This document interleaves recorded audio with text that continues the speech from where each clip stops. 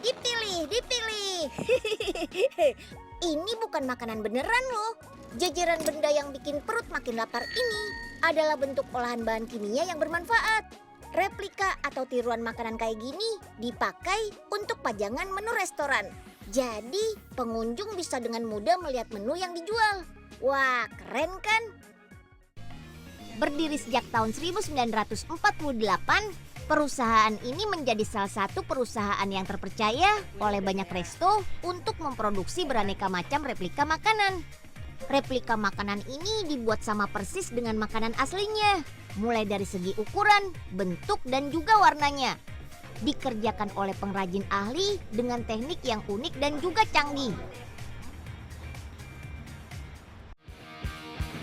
Pada mulanya, bahan dasarnya terbuat dari lilin yang membentuknya langsung di atas wadah air. Wih, lihat, si kakek mahir banget membuat replika udang tempura dan juga kubis hijau. Bahkan ketika kita potong, tekstur bagian dalam kubisnya mirip seperti asli. Wah, si kakek ahli banget ya, luar biasa.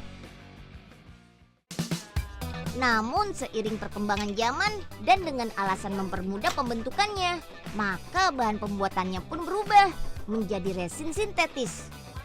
Sedangkan alat pencetaknya menggunakan silikon yang sebelumnya telah dicetak atau dibentuk menggunakan makanan aslinya.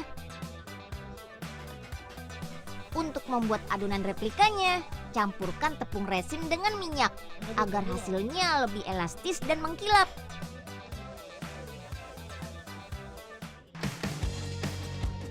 Vakum adonan replika sebelum dicetak untuk menghilangkan gelembung udara di dalamnya, supaya replika yang dihasilkan padat dan tidak kosong di bagian dalam.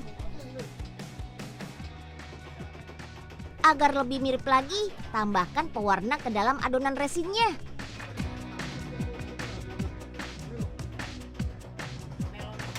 Oven adonan sekitar 18 menit agar warna dapat melekat pada adonan. Cetak ke dalam silikon, pastikan adonan merata ke setiap sisi. Dan untuk membekukannya, masukkan ke dalam oven selama 18 menit. Alright, beraneka jenis makanan yang dibuat beraneka macam, juga metode pencetakannya. Seperti proses pewarnaan yang dapat dicampurkan pada adonan. Nah, replika makanan yang sudah matang, kita keluarkan langsung dari silikon pencetak. Cukup gunakan tang penjepit untuk ukuran yang kecil, sedangkan yang besar dengan membelah silikonnya. Wih, benar-benar mirip seperti aslinya kan? Kalau soal lukis-melukis sih, Unyil jagonya. Apalagi cuma buat replika udang. Kecil. Aduh, Unyil kebelet lagi. Ke toilet dulu Aduh. Ngapain sih Den Unyil? Kalau cuma ngasih warna begini, Pak Oga juga bisa.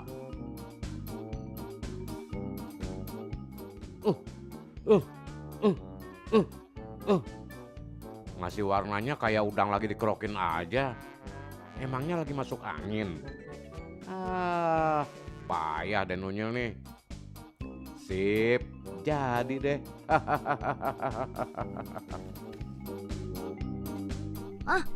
Aduh, kok udang buatan Unyil jadi belang-belang begini? Pasti kerjaannya Pak Oga nih. Pak Oga usil melulu nih. Tidak hanya menggunakan silikon pencetak, aneka teknik pembuatan digunakan agar menyerupai seperti aslinya.